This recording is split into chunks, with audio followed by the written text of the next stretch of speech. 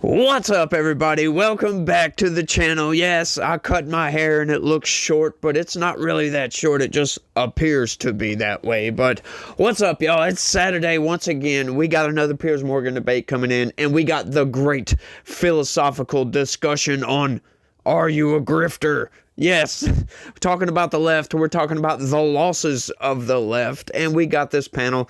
They kind of go after each other a little bit, but they discuss some really, really deep topics. But before we get into the debate, I need you guys to do me a big favor. Smash that like button for me. I need your help, y'all, because I'm having to compete with tens of thousands of channels, and I am truly appreciative that you guys have chosen to click on this video and watch my video, watch what I've put together for you guys today. But without any further ado, y'all smash that like button.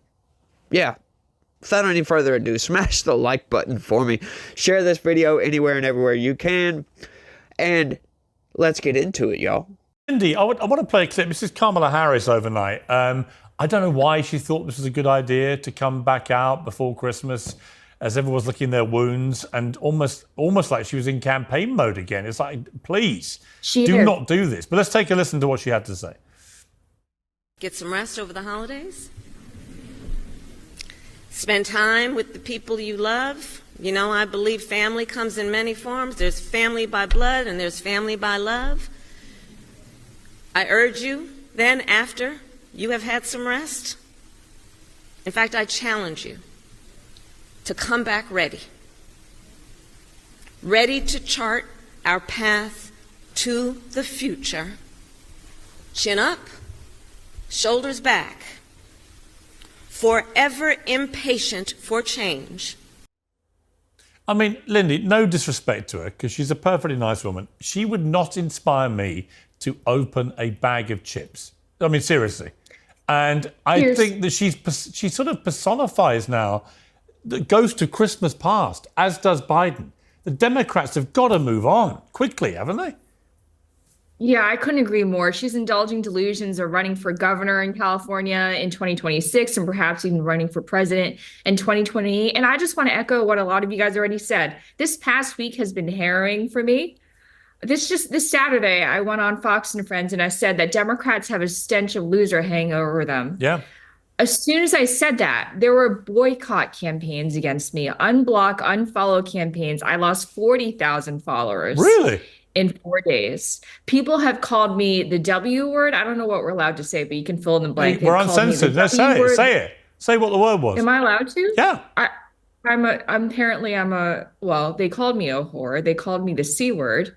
They asked for me to be deported. And you can just search for my name in those terms on X and you'll see a bunch of them. So, all these so-called Democrats, the party of inclusion, the party of diversity, masks off. And it's even worse because they pretend to occupy the moral high ground. At least with Republicans, they are who they are. But with Democrats, they pretend to be, so loving and caring and embracing of diversity. But all of a sudden, when I dare to utter any criticisms of the goddess, Kamala Harris, I get ostracized. Me, after having raised tens of millions of dollars for the party. And I'm being called a grifter when all along, all these years, I've said on TV, I've said to the press, I'm a conservative Democrat. This is not a switch for me. This is just me. This is who I've always been. Yeah. And also, my donors are pissed. They raised $2.5 billion across Super PAC in the campaign. It's my responsibility. It's my duty of care to ask what the hell happened with that money? Why did we spend it? Why did we spend millions of dollars on five-star hotels for campaign staffers? Why did we spend $500,000 essentially bribing Al Sharpton moments before he interviewed Kamala? These are legitimate questions, but no, in the cult, you can't ask questions. Yeah. And leaving the Democratic Party or even questioning the Democratic Party is like leaving a cult. It's terrifying. Yeah, Dave Rubin. Now, you guys know me. I'm kind of reluctant to call anybody a cultist. However, there is a quick, easy way you can figure out if you're in a cult or not. And the left, the far left, has definitely become a cult. When you simultaneously have a position of, we dislike the military-industrial complex, but yet we should fund Ukraine. hang on just a second here. Funding Ukraine means funding the military-industrial complex. Those two positions don't make any sense. Now, this is something that we've been seeing a lot of, especially here in recent months. As a matter of fact, you got all these people, oh, why I left the left. It's becoming popular, right? A lot of people think it's a grift. Well, and there are people trying to grift off the backs of this. I don't know if she's one of these people, but when you start to question the cult-like following that you have, you quickly see that you'll get booted out of that cult because it is a cult, right? A lot of people love to call, Trump supporters cultists, and they do have some people that are just adamantly behind Trump and will do and say anything. But as a whole, the vast majority of people that are following Trump currently, they're not in a cult. We have a wide ranging of opinions, right? And we can get into a discussion. We can get into an argument, work all these points out, do we like this? Do we like that? Blah, blah, blah, blah, blah. You get it. And we can have this discussion and shake hands, go have a beer later and do whatever. And everything's just rosy and fun. Maybe we can come to each other's positions, but on the left, all of a sudden you're a racist, you're a bigot, you're a misogynist, and you're all these other things. You're just the evil, right? Like, these are the same people that call Christians evil, right? Christians, of all people, turn the other cheek, thou shalt not kill, thou shalt not steal. Yet these people, that's who they call evil. Why? Because they don't buy into the cult.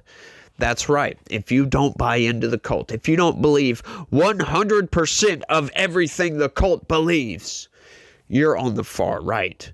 That's absurd. And this is something that needs to be pointed out, and it needs to be rammed home. We need to make shame great again. In other words, we need to shame these people into oblivion. You can't hold these certain positions. It's ridiculous. It's absurd to think you can just change your gender on a whim and everything's just fine, that you can go into the opposite sex bathroom. No, these things, they don't align with reality as reality aligns with reality. This is something that's of a dream world, right? Where everything is just rosy and fine, right? We live in a world where evil people exist. People that will just do disgusting actions. And, we got to guard ourselves against these things. And having certain setups, certain situations, people will grift off the backs of these ideas and take advantage of people in the process. Right. So, how do we recognize this? How do we recognize the difference between a grifter and somebody who's genuine? Right? Well, my litmus test, I guess you could say, is, start breaking their opinions down on everything. If somebody has changed every single one of their positions, every one of them, just totally opposite, they're probably a grifter. But if they just question a few things like, why did Kamala Harris spend all these billions of dollars on this and this and this and lost anyway, while at the same time telling everybody that she was going to win, knowing her internal public, we've got a problem here. We've got a major problem here. And that's one way you can kind of figure this out. If they're just questioning a few things like, why did we do this? Why did we lie to everybody? They're probably not grifting. If they still hold the same positions, if they still want to be Democrats, if you will, they still have those classical liberal values that Democrats are supposed to hold true and near to their heart, they're probably not grifting. But let's keep going. So when you leave the left, as both of the ladies just pointed out, you will get unending hatred, usually having nothing to do with what you believe or you say. And again, I would just have anyone rewind the video and listen to the nonsense that Cenk said about me to prove that it still exists. Well, Cenk, you did launch a very aggressive ad hominem attack on Dave Rubin off the top, which was your decision to do that. But in relation to his specific question, Cenk, can you say one thing that Dave Rubin believes in today that you don't think he believes? Donald Trump has YMCA. Isn't there a firefighter in there? There's a cop and an Indian. I'm not sure. Hold on. look, there's a couple of super important things to say here. First of all, in answering your question, look, Dave doesn't believe in any of the positions he believed in. Before he thought he believed in affirmative action, he believed in this. Okay, affirmative action. And now he says it's the worst thing in the world. Affirmative action. I evolved. I used to believe in identity politics because I was a progressive like you. You asked me to say. Yes, Why can't he asked me change? to name something you changed on. I named it. You're telling me I don't believe what I'm saying right now. You're calling me a sellout. Did you believe the Russian propaganda you were paid for? Oh, you are an utter Did you believe the buffoon. Russian propaganda you were paid for? I was not paid, Cenk. I was not paid for it. You were paid $100,000 a video. Oh my God, you clown! I would recommend anyone look into that to find out a bit more on that. Cenk, how much when you took $1 million from Jeffrey Katzenberg? What did that do for you? And did I change my positions at all? Not 1%. Not 1%. Okay, can I just address the core of the problem here? What position do you think I hold that I cannot explain my beliefs on? Jeffrey Katzenberg is in favor of. Okay, Jeffrey Katzenberg is a good guy, but he's in favor of Hillary Clinton, Joe Biden, and Kamala Harris. I was against all three. What part of that is unclear? So look, Piers, there's three different hang on. Can I just hang on. Politics for a second. Cenk, here's my point. The point Dave Rubin is making is, why shouldn't he be allowed to go on an evolution of his views? And why does that mean that right now you can say to him, as you did, you don't believe anything you're saying or believe now, when actually it's completely possible that he 100% believes everything he now says because he's changed his mind? Why can't he do that? And why don't you believe him? I think that the left is scarred by people like Dave Rubin, who had a complete change. For example, Tulsi Gabbard goes from total progressive to total right-winger. On the other hand, RFK Jr. didn't go to a total right-winger. He still believes the things that he believes about the environment, about housing, about corruption, etc. So you have to be able to distinguish between the people who are doing it professionally, as I hate the word grift, but whatever it is that you want to call it, and the people who have genuine disagreements and genuine nuance in their opinions. So, for example, guys, there's three different branches of each party. There is the radical right, radical left, there's the populist left and populist right, and then there's the establishment of both parties. I despise the establishment with every fiber of my being. And I've been doing that same exact program for over 22 years, longest running show in internet history. And we've never wavered on that. But now the radical left, unfortunately, is doing what you're worried about, Piers, that the minute that they see anything where you say, I agree with the right, when they agree with us on something like anti-war, they go, oh my God, hold on, let me finish the thought. Let me finish the thought. And what people then say is, oh no, he's going to pull a Dave Rubin because these guys get paid to go fully right-wing and then they'll throw their own people under the bus. So they'll pick a gay guy like Dave to throw gay people under the bus. If you see me going after Muslims, if you see me going after people that I've always supported, then you have an issue. But part of and this is not a pivot, guys. We've been fighting the radical left for 2 straight years now because they say absurd things like, hey, if the right wing agrees with us, we shouldn't do it anyway. We had somebody leave the network because they said, everyone on the right wing is racist. If you agree with the right wing in anything, even if it's things that we agree on, that makes you racist, and it hurts black bodies. All right. See, that's absurd. Yeah. That's insane. Of course it is. I mean, the irony is that you and Dave Rubin probably agree with a lot more than you're prepared to ever admit. You just don't think his views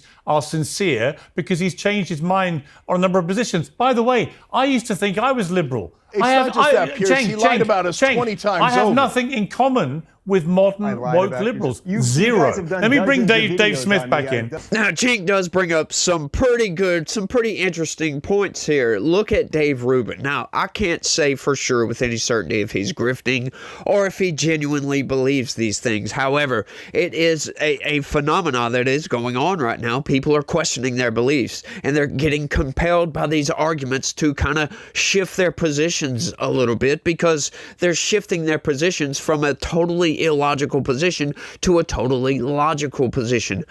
You know, Cenk Uygur right there, he has some totally illogical positions on everything. You know, Trump is just evil regardless of what he does. That's totally illogical, right? Trump does some things that, you know, we don't like sometimes, and we have general criticisms of these things. But, you know, overall, he's a net positive on this country. His first presidency, he was battling the establishment left and right. And yet, he was still a net positive presidency, right? He crossed the demilitarized zone into North Korea right after threatening to nuke the crap out of them. Right? A lot of people were worried. Oh my God, he's going to start World War III with North Korea of all places, right? Think about that for a second, if you will. How much sense does that make? Yeah, they got nukes, but yeah, I'm not really worried about their nukes. But people were fear-mongering over Donald Trump starting a war. And what did that result in? Peace talks. He crossed the demilitarized zone without a security detail, for crying out loud. Just walked right across, shook hands, and they talked it out, right? What else did Trump do? Oh, the Abraham Accords. Now, a lot of people have criticisms of the Abraham Accords, especially Dave Smith. As a matter of fact, he thinks that was the impetus for October 7th, the Hamas attack. Now, there's arguments for that, but I don't buy into that. I think the overarching idea of the Abraham Accords is a net positive. Once again, you know, peace between Israel and all these other Muslim nations that kind of hate Israel, right? You know, it was pretty much an economic normalization of trade relations between all these countries, right? That's the beginning of peace. When you can actually work with countries on economic issues, then you can work other issues out and it'll be to your benefit, right? But once again, getting back to Dave Rubin, I have no idea. Right now, Cenk brings up the whole Russia thing. This is one of the most absurd things, right? They're going after these people that got paid by Russia, supposedly, not knowing. But they get blamed for spewing Russian propaganda all over the place, right? But hang on, what is that Russian propaganda? We shouldn't be funding the Ukraine war. That's not Russian propaganda. That's an opinion on whether the United States should be involved in funding a war on the other side of the world that has nothing to do with us. Now, some people will come in and say, well, it's in our national security interest to make sure there's, you know, that Russia doesn't invade and take over Ukraine. Why is that? Nobody can ever explain that. Nobody can ever explain that. Oh, well, they just come up with this, oh, well, he's going to be emboldened to roll into Poland. Yeah, well, that would mean that Vladimir Putin, the president of Russia, the dictator, if you want to call him that, which, you know, it's an apt title, if you will, would mean he's insane. That's what that would mean, because that would mean the destruction of Russia. Do you think the guy, he might be an evil dictator, right? But I don't think he's stupid enough to roll into Poland and trigger Article 5 of NATO's treaty, right? Article 5 pretty much means that, you know, if there's an attack on one, it's like attacking all of them outright, and you're going to be simultaneously battling all of Europe, all of NATO, and the United States for the most part, which most people don't want to do because it will mean the end of your country, right? We have nukes, but nobody wants to start lobbing nukes at each other. However, if Article 5 is triggered by Russia, that will mean we'll start off conventional warfare. Russia will be pushed into a corner because, you know, they can't handle NATO. Just outright on its face, they can't handle NATO. So they will be pushed to an existential situation where that button, that red button that means the destruction of everything, will look more and more and more tempting, because if your nation's going to be utterly obliterated anyway, why not obliterate everybody else? And that's something I think we should stop, right? And hopefully Trump comes in and does this, but yeah, we don't know what's going to happen yet. I think Trump can work something out on that. We've got another segment coming up, though, so we're going to shift topics here to something a little bit more at home, if you will. Check this out. Asking for a payment for the bill. So I have strong views about it. But that's got nothing to do with the cold-blooded execution of an executive. And this hero worship of this guy, Luigi Maggioni, he's not a hero, is he? So, Piers, I abhor violence, and you know that on every topic, including Israel-Gaza, I always say the same thing, which is violence is both deeply immoral and deeply counterproductive. It's a surrender in the battlefield of ideas. So, but as you see that poll, Piers, you can call them morons, and I disagree with them. So I understand your frustration. But at the same time, if you ignore why they're having this unusual a reaction to a killing, you're making a mistake.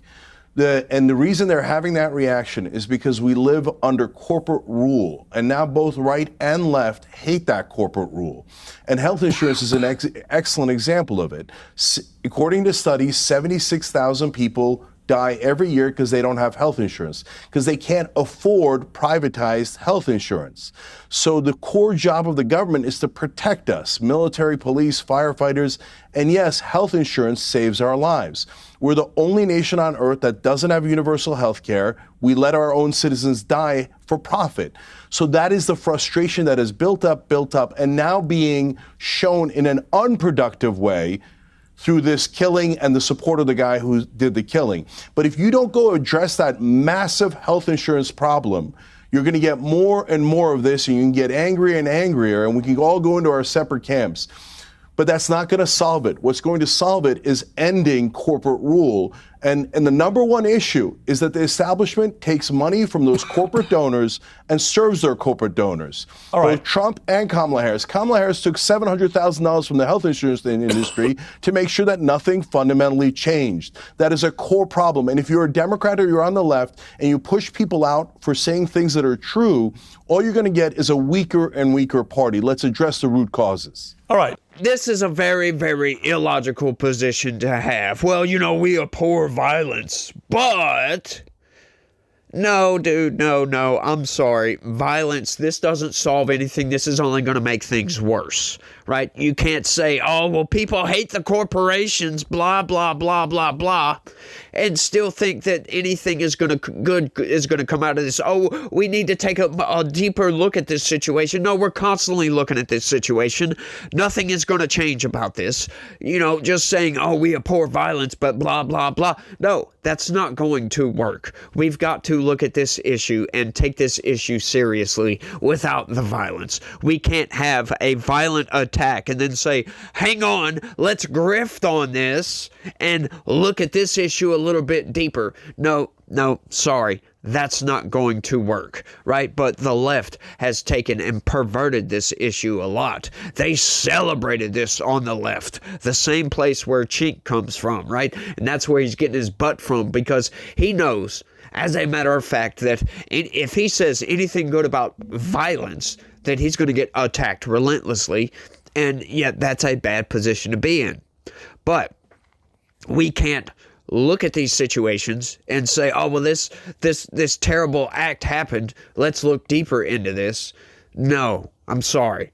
These issues are still going to remain regardless, right? We can't just end corporate rule in this country. I'm sorry. We've had way too many innovations from the corporations in this country, right? The corporations built this country, as a matter of fact. Yes, they did. Big corporations, the Industrial Revolution, built this country and made it what it is today, as a matter of fact. So corporations play a major role. Now, I will also say the corporations do have an entity in Washington, D.C. that needs to be eliminated. We should not allow these big corporations to lobby Congress outright. We need to end that. Just simply put, in the corporate lobby in this country, right? You want individualized lobbies? Sure, go right ahead. You want to have an individual, a person, right? But these corporations lobbying Congress to vote in the interests of the corporations, that's the root of the problem. But Cenk Uygur doesn't seem to get that. He just looks at big corporations, oh, well, that's big bad evil, and we need to eliminate that. No, I'm sorry. Corporations are not just all evil, all-encompassing bad. No. They built this country, and they serve a purpose in this country. They give jobs. They donate money. They give to charities. They push the boundaries of innovation in this country. Just look at what SpaceX has been doing. Look at what Tesla has been doing. Look at what OpenAI, the AI revolution in this country. Apple, Microsoft, Samsung. Well, Samsung's not really in the U.S., but you get what I'm trying to say here. Corporations have pushed the boundaries of technological advancement in this country, and our lives would be vastly different without these big corporations. So we need these big corporations. We just need to stop them lobbying Congress, right? Because that's where the root of the problem comes in. These corporations, they come in there and they butter these congressmen up, and these congressmen will vote against the interests of the American people. They will vote for all this garbage spending, all these garbage subsidies for the government, these pork projects, these pork barrel politics, if you want to call it, which is basically, a congressman, oh, well, we need $3 million to this research facility over here to research, insert whatever ridiculous research, right? Like molasses, or how about this one? Trying to figure out, if gamers respond differently with eating candy or some stupid crap like that. Like, there's all these ridiculous studies that they do that bear no significant results to better humanity at all. There's billions of dollars spent on these things that don't need to be spent. And that's a shame when we have people like in these situations, like he was saying, X amount of people die because they don't have health insurance. Well, you know what? You could also say that, without these big corporations, the big corporations save, how many people don't die because they have health insurance? Yeah, you look at it that way, they save a lot more people than they hurt. Just simply put outright. Because if these big corporations didn't exist, we wouldn't have the health insurance industry like we do, and millions of people would die. Now, that is not to say that the smaller number of people that die, blah, blah, blah. It's not to say that they don't matter. They do. We need to figure out a way that everybody can get insurance, right? We need to figure something out here because, yeah, we care about people. We need people to exist, and we want people to live long, healthy lives. But the fact of the matter is, people die. People are going to die. You can't save everybody. We just need to keep pushing forward with technological advancements and just hope that we can get to that utopia one day, right? Not a communist utopia, not that. Something more like Star Trek, right? Where we have a free society, everything is paid for. But I think that comes through energy, right? If we could get cheap energy, that has been the one driving factor in societal change, reform, and advancement. And that's been has a proven track record of advancing human society outright, is cheap energy. Right? Look at what happened when oil was discovered, for crying out loud. And we discovered, hang on, we can power vehicles with this thing. Oh, we can burn coal to do this. What happened? A revolution took place. And now we have grocery stores on every corner in this country. We have a convenience stores, we have fast food, we have all this medical health care. You can call 911 and an ambulance will show up to your house a few minutes later. Do you think you could do that back in the 1800s? No. So these corporations play a big role, and we don't need to celebrate the death of somebody because this person was a deranged lunatic and thought that he would promote change by taking the life of another. That's not how this works. And that needs to be shunned into oblivion, right? We need to change culture if we want to change those types of actions. But the left coming out and celebrating this death and, you know, calling for gun control because of this shooter over here. No, I'm sorry. Reality doesn't work that way. Gun control isn't going to fix the derangement problem that we have in this country. But I think I've rambled on for long enough on this one. I want y'all to let me know what y'all think about all this down in the comments section, because I'd love to hear from you guys. I've got some new subscribers around here, so y'all don't forget to smash that like button for me. If you don't mind, I would greatly appreciate that. Share this video anywhere and everywhere you can. And y'all try to have a good day.